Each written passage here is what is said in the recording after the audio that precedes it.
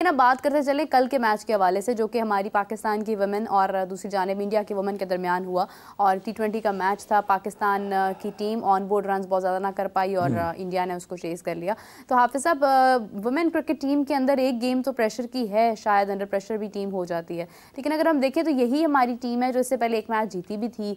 यही टीम है जिनमें मुनीबा, अगर मैं बात करूँ तो सेंचुरी भी कर चुकी, लेकिन आज जब इंग्लैंड के सामने थी तो वहाँ पर कुछ भी नहीं कर, इंडिया के सामने थी तो वहाँ पर कुछ भी नहीं कर पाई हैं। तो हाफिज़ साहब, क्या रीज़न है कि क्या लूप होल्स थे वुमेन क्रिकेट के अंदर के मैच हार गए? देखिए, एक मैच जीतना कोई कारकर्दगी का मायार और पैमाना तो नहीं है। सीरीज़ में एक मैच जीतने को रेफरेंस के तौर पे, हवाले के तौर पे हम बता नहीं सकते हैं। वो बायलैटरल सीरीज़ थी, बामी सीरीज़ थी, उसका प्रेशर निस्बतन मुख्तलिफ होता है। जब आप ICC के इवेंट में जाते हैं वहाँ पर प्रेशर निस्बतन मुख्तलिफ होता है।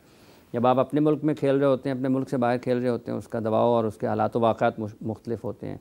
इंडिया और पाकिस्तान जब खेल रहे होते हैं उसका और बिल्कुल ही मुख्तलिफ हो जाते हैं। पाकिस्तान ने एक चीज़ ज़रूर है कि फ़ातिमा सना जो कि पाकिस्तान की कप्तान है, ठीक है, पाकिस्तान एक मैच हारा है, एक मैच जीता है।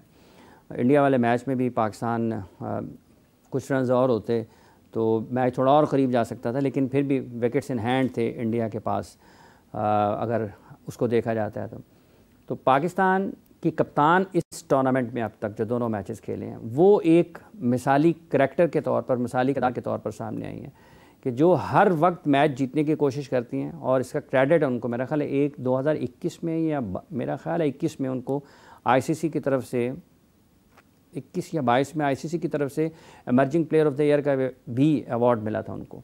तो वो जिस अंदाज में क्रिकेट खेल रही हैं वो एक हौसला अफजा चीज़ है पाकिस्तान के लिए, क्योंकि अगर कैप्टन लीड करना शुरू कर देता है और कैप्टन अपनी परफॉर्मेंस से एग्जाम्पल सेट करना शुरू कर देता है, मिसाल कायम करता है, तो फिर ड्रेसिंग रूम का माहौल बदलता है।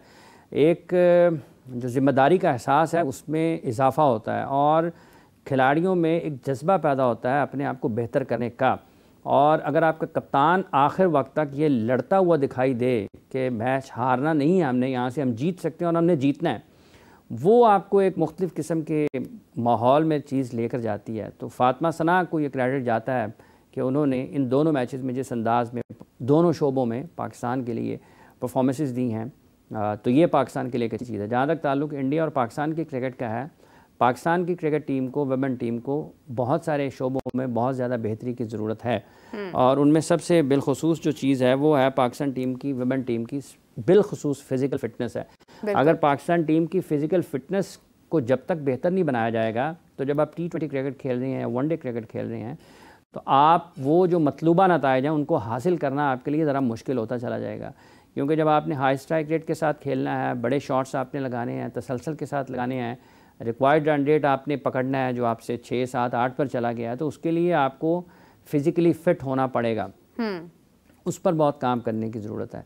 अगर वो बेहतर होगा तो डेफिनेटली आपकी कारकर्दगी उससे बेहतर होगी। इंडिया दूसरी साइड पर अगर आप देखते हैं, उनकी बैटिंग में, उनकी बॉलिंग में, उनकी हिकमत अमली में पाकिस्तान से ज़्यादा बेहतर चीज़ें नज़र आती हैं।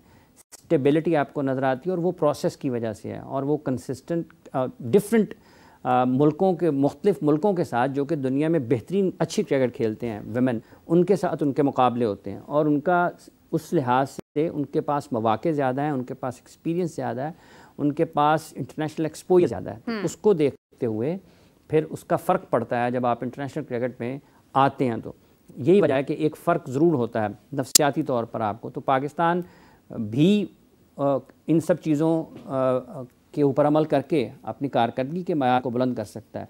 सलाहियत होती है, सलाहियत आपको एक जगह पर लेकर जाती है, लेकिन जब आपने उस मुकाबले में रहते हुए मुकाबला करना है लोगों का और उनसे जीतना है, तो फिर आपको उस सलाहियत को कारकर्दगी में बदलने के लिए मुख्तलिफ़ चीज़ों के ऊपर काम करना पड़ता है। बिल्कुल सही। और ये वो चीज़ें हैं, अगर पाकिस्तान इसके ऊपर करेगा तो बेहतर है। लेकिन इंडिया के ख़िलाफ़ भी 6-7 ओवर्स में, शुरू में ही 6 की 7 ओवर्स में सारे के सारे बॉलर्स को इस्तेमाल कर लिया था। और अगर आपके कुछ बेहतर बॉलर्स हैं तो वो ज़्यादा बेहतर अगर कर सकते हैं, तो अगर विकेट लेकर आपने मैच दबाव डालना था, तो अगर आप अपने बेस्ट बॉलर्स को थोड़ा इस्तेमाल करने की कोशिश कर लें, बजाय इसके कि आप आखिर में जाएं कि हम आखिर में जाएंगे मैच, उस वक्त क्या होगा। तो शुरू में अगर आप दबाव डाल देते हैं, विकेट आपको मिल जाते हैं अपने बेस्ट बॉलर्स की तरफ से, तो आखिर में मैच का, जब मैच आखिरी लम्हात में होगा, तो दबाव बैटिंग साइड के ऊपर होगा, कोई चेस कर रहे हैं, विकटें अगर उनकी गिरी होंगी। और अगर आपकी विकटें उनके हाथ में होंगी तो दबाव आपके ऊपर होगा बॉलिंग करते हुए। सो अगर जो आपके तजर्बाकार और बेस्ट बॉलर्स हैं, अगर आप उनको शुरू में अच्छे ओवर करते हैं एक, तो एक दो, एक के बाद दूसरा, दूसरे के बाद तीसरा, आप उनके साथ ट्राई कर सकते हैं। लेकिन ठीक है, हिकमत अमली होगी उनका ये कि हमने फिक्स नहीं होने देना या सेट नहीं होने देना, एक के बाद एक बॉलर को इस्तेमाल करना है। अच्छे बॉलर अगर उनके आप शुरू में ज़्यादा बेहतर तरीके से ओवर्स को इस्तेमाल कर लें, विकटें ले लें, लो स्कोरिंग मैच है तो दबाव आता है टीम के ऊपर। ये बहरहाल क्रेडिट, इंडिया चूंकि पहला मैच हारा हुआ था, पाकिस्तान पहला मैच जीता हुआ था, इसलिए भी इस मैच की अहमियत ज़्यादा थी, क्योंकि इंडिया हारने के बाद इंडिया के लिए क्वालिफिकेशन मुश्किल होती। पाकिस्तान जीत जाता, पाकिस्तान के लिए क्वालिफिकेशन आसान होती। तो अब पूल जो है वो ज़रा और ज़्यादा सख्त होगा और मुश्किल होगा। और वैसे भी ये है कि इंडिया वुमेन क्रिकेट टीम जो है ना, वो इस वक्त अपनी उस पोटेंशियल के साथ भी नज़र नहीं आ रही है जिस पोटेंशियल के साथ अक्सर खेलते हमें नज़र आती हैं। लेकिन ये है कि खैर उम्मीद करते हैं अच्छे रिजल्ट्स हों, देखते हैं क्या इसका रिजल्ट आता है। हाफिज़ साहब, एक और बात आपसे डिस्कस करना चाहूँगी कि कल इसी के साथ इंडिया और बांग्लादेश के दरमियान भी मैच था, जो कि इंडिया ने बहुत आसानी से विन किया। पहली गेंद से लेकर आखिरी गेंद तक जो है वो पूरा एक गेम प्लान नज़र आया और अच्छे तरीके से उन्होंने जो मैच विन किया। हाफिज़ साहब, हार्दिक पांड्या ने बहुत अच्छी परफॉर्मेंस एंड पर दी है, स्पेशली अगर मैं बात करूँ। फिर इसके अलावा तमाम प्लेयर्स, अगर हम सूर्या कुमार यादव की बात करते हैं या हम जिस भी प्लेयर की बात करते हैं, उन्होंने अच्छी अप्रोच के साथ जो है बैटिंग किया। लेकिन हार्दिक पांड्या ने एक एक्सपीरियंस्ड बैट्समैन होने के नाते जो है वो हमें दिखाया अपना। तो आप सब क्या कहेंगे इस हवाले से? देखिए, बात यह है कि एक फ़र्क है दोनों टीमों की सलाहियत में, एक फ़र्क है दोनों टीमों की क्रिकेट की तारीख़ में। और इस वक्त जो इंडिया की टीम डिफरेंट मुख्तलिफ फॉर्मेट्स में, T20 में, वनडे में, टेस्ट मैच में जिस तरह से क्रिकेट खेल रही हैं, तो वो उसको बरकरार रखने की कोशिश करते हैं। अगर इवन वो तो कोशिश करते हैं कि ऑस्ट्रेलिया, इंग्लैंड और न्यूजीलैंड के ख़िलाफ़ भी जब वो क्रिकेट खेलें तो वो एक जारहाना अंदाज़ और उसको अच्छे अंदाज से मैच खेलें और फिर उसको जीतने की कोशिश करते हैं। बांग्लादेश निस्बतन कमज़ोर और आसान टीम है और उसके ख़िलाफ़ जब वो चेस करने के लिए गए हैं एक लो स्कोरिंग मैच को, तो उन्होंने लगभग 48-49 बॉल बाकी पड़े थे अभी जैसे उन्होंने हदफ हासिल कर लिया। सो उसमें एक अहम किरदार है। नीचे से हार्दिक पांड्या ने 16 गेंदें मेरा ख्याल खेली हैं और 7 मरतबा उन्होंने गेंद को बाउंड्री से बाहर फेंका है। तो वो एक सीनियर क्रिकेटर हैं उस टीम के, और उन्होंने बिल्कुल जैसे रोहित शर्मा अगर अपनी टीम इस टीम में होते हैं तो वो एक मुख्तलिफ अंदाज से बैटिंग करके जो मुखालिफ टीम है उसकी बॉलिंग के ऊपर दबाव बनाते हैं। वो किरदार बिल्कुल लगभग वही, ये कोई कंपैरिजन ना नंबर का है ना खिलाड़ियों का है, उस अप्रोच का है कि जब आप को नज़र आती है एक ही टीम के दूसरे खिलाड़ी में अगर वो नहीं है तो उन्होंने उसको फिनिश किया, अर्ली फिनिश किया। हो सकता है 2-3 ओवर मैच और चल जाता, लेकिन हार्दिक ने उसको अर्ली फिनिश किया, जल्दी उसको मुकम्मल किया ताकि एक आसान फतह को और एक जो फ़र्क है दोनों मुल्कों के क्रिकेट में उसको बरकरार रखा जाए।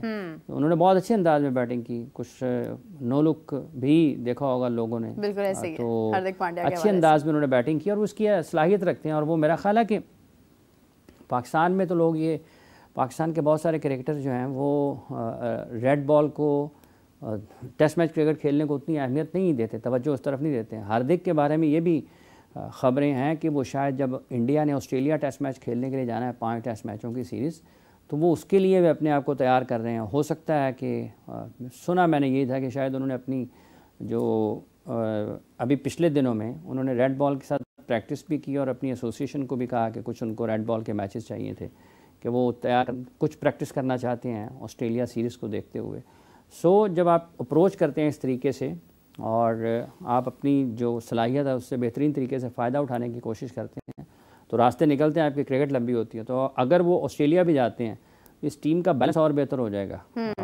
इस तरह की सोच के जो हामिल खिलाड़ी हैं वो डेफिनेटली एक कंपटीशन आपको डिफरेंट लेवल पर नज़र आएगा। अगर ये भी जाते हैं ऑस्ट्रेलिया में दोनों टीमों के माबैन टेस्ट मैचेस बड़े अच्छे हो सकते हैं। और ये फ़र्क है पाकिस्तान में, अगर हमारे फास्ट बॉलर जो हैं अगर उनकी तवज्जो सिर्फ T20 और वनडे क्रिकेट पर है तो फिर उनको देखना चाहिए कि कौन सी क्रिकेट आपके क्रिकेट को के जो दौरानिया है आपके करियर का उसको ज़्यादा बढ़ा सकती है और आपके बारे में अच्छी गुफ्तगू हो सकती है। तो वो जब आप अपनी टेस्ट टीम में आते हैं, टेस्ट मैचेस में विकेटें लेते हैं, परफॉर्मेंसेस देते हैं, तो फिर वो डेफिनेटली ना सिर्फ आपके नाम को फ़र्क पड़ता है, आपके मुल्क की क्रिकेट को फ़र्क पड़ता है और आपकी जो नौजवान क्रिकेटर्स हैं जो आपको देख रहे हैं वो भी मुतासिर होते हैं, मुतहर्रिक होते हैं खेल के मैदानों तक आने में। बिल्कुल सही है।